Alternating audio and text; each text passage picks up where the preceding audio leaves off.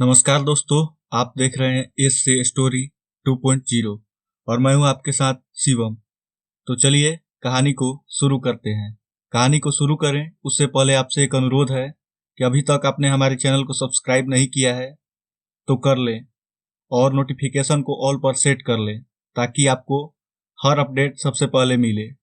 कहानी को शुरू करें उससे पहले आप अपने दोनों कानों में ईयरफोन या हेडफोन का प्रयोग करें जिससे आपको मेरी आवाज स्पष्ट रूप से सुनाई दे। तो चलिए कहानी की ओर बढ़ते हैं। आज की कहानी कुछ अलग है। कहानी का शीर्षक है मुर्दों का रास्ता।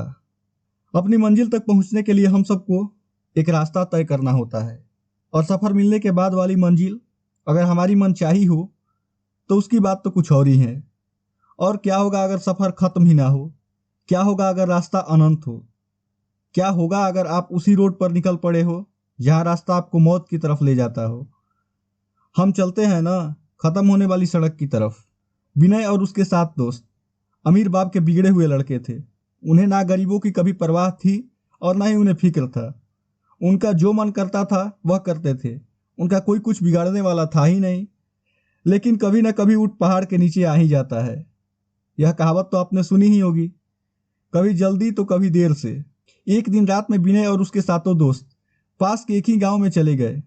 गांव में गरीबों के पास अपने मुर्दों को गाड़ने की जगह भी नहीं थी, इसलिए उन्हें गांव के सड़क के किनारे गाड़ दिया जाता था। इसलिए सड़क के किनारे पर एक बोर्ड लिखा हुआ था, हमें आराम से सोने दो, हम आपको आराम से सोने देंगे। जब विनय और उसके 7 दोस्त वहां पहुंचे तो सबसे पहले वहां से उन्होंने लगी बोर्ड को निकाल फेंका और फिर जिंदा इंसानों की इज्जत ना करने वाले इन लफंगों के एकजुट ने मुर्दों के साथ भी यही सलूक किया। कब्रों पर रखे फूलों को फेंकने लगे तो कोई कब्र पर बैठकर शराब पीने लगा, कोई कब्र पर रखे पत्थर को फेंकने लगा तो कोई किसी पर पेशाब करने लगा। आइडिया आया, जब इन गिरी हुई हरकतों से इनका मन भर गया तो वह आगे बढ़ गए। अभी तक तो विनय और उसके दोस्तों ने यही किया था, पर अब किसी और की बारी थी। सारे दोस्त उसी रास्ते पर आगे बढ़ते जा रहे थे। तभी उनमें से एक को महसूस हुआ कि बहुत देर हो गई पर आगे कुछ आ नहीं रहा है। उन्हें यह लग रहा है कि वो उसी रास्ते पर गोल गोल घूम रहे हैं और वह कब्र उनके सामने बार बार आ रही है। तभी उनमें से एक बोला, दोस्त यार विनय, मुझे नहीं लगता कि हम यहां से पहले भी गुजर चुके हैं। विनय, क्या बकवास करता है, लगता है तुझे चढ़ गई है। 2-3 घंटे चलने के बाद दोस्त की नज़र उसकी घड़ी पर जाती है। उसकी घड़ी पर 7 बज रहे हैं और यह शाम के 7 बजे तो नहीं हो सकते, मतलब यह सुबह के 7 बजे हैं। और अब वो सब इन सब बातों को समझ जाते हैं कि ना तो रोड खत्म हो रहा है और ना ही रात। वे रास्ते पर थके हारे चले जा रहे थे। तभी उनके सामने एक चुड़ैल आकर खड़ी हो गई। उसके बालों से उसका पूरा मुंह छपा हुआ था, केवल उसकी एक आंख लाल नजर आ रही थी। इससे पहले वो डर के मारे भागते, वो बोली, हमने कहा था ना कि हमें सोने दो, हम तुम्हें सोने देंगे। ये कहते हुए उसने अपने हाथ में रखा एक भाला सारे दोस्तों की तरफ फेंका। उनमें से एक सीने में आकर लगा और उसकी मौत हो गई। घर से तो 8 निकले थे पर अब केवल 7 बचे थे। वह वहां से भागने लगे। तभी उनके सामने एक पिशाच आकर खड़ा हो गया। उसके चेहरे पर ना तो कान था और ना ही नाक था। उसको एक आंख था और एक मुंह था।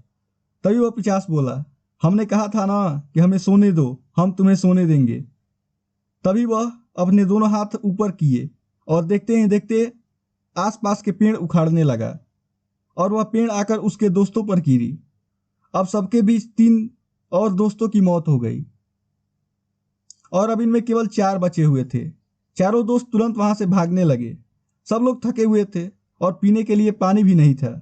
रात खत्म होने का नाम नहीं ले रहा था और ना ही वह रास्ता खत्म होने का नाम ले रहा था। दोस्त विनय, हमने इन लोगों को सोते हुए परेशान करके अच्छा नहीं किया। ये हम सब इसी बात का बदला ले रहे हैं।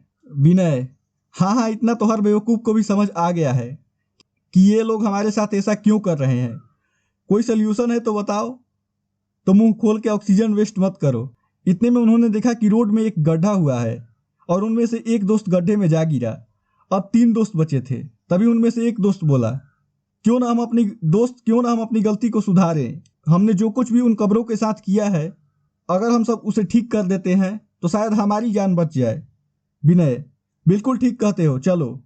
यह कहकर वो तीनों वापस उसी कब्र के तरफ चले गए और वे जो फूल उन्होंने फेंके थे वापस उसी कब्र पर रख दिए। जो पत्थर उन्होंने फेंके थे वो वापस वहां पर लगा दिया। जो शराब की बोतल पर रखी थी वह वहां से हटा दिया और जिस कब्र पर पेशाब की थी उन सभी ने उसे भी साफ कर दिया।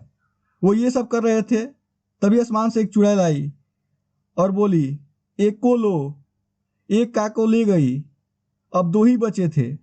दोस्त, अब हम क्या करें विनय? हमने तो सब कुछ सुधार दिया, तभी कुछ नहीं फर्क पड़ रहा है। विनय, रुको, तुम्हें याद है सबसे पहले हमने वो बोर्ड निकाल कर फेंका था। दोस्त, हाँ, बिल्कुल ठीक कर रहे हो। आओ उसे ठीक करके वापस लगा दिया जाए। यह कहकर दोनों वापस बोर्ड को वापस लगाने चले। तभी उनके सामने वही चुड़ैल और पिचास आ गए और उनकी तरफ आगे बढ़ने लगे। यह देखकर दोनों और तेजी से दौड़कर बोर्ड को उस पुरानी जगह पर गाड़ने लगे और इससे पहले कि वो दोनों इस पर अटैक करते, सामने पहुंचते पहुंचते पुरानी जगह पर बोर्ड अच्छे से लग गया, जिसे देखते ही वे दोनों वहां से गायब हो गए। और अब धीरे धीरे आसमान से अंधेरा हटने लगा और सुबह हो गई। बचे 2 दोस्त अपनी गाड़ी में बैठकर भाग गए। अब इन सोते हुए लोगों को कोई दोबारा परेशान नहीं। दोस्तों, आपको यह कहानी कैसी लगी आप हमें कमेंट बॉक्स में बता सकते हो। और आपके पास भी कोई ऐसी इंटरेस्टेड कहानी हो जिसे आप हमारे साथ शेयर करना चाहते हो तो डिस्क्रिप्शन में दिए गए मेल पर मेल कर सकते हो। अगर कहानी हमें रुचिकर लगती है तो हम आपके कहानी को जरूर प्रस्तुत करेंगे। वीडियो देखने के लिए बहुत बहुत धन्यवाद।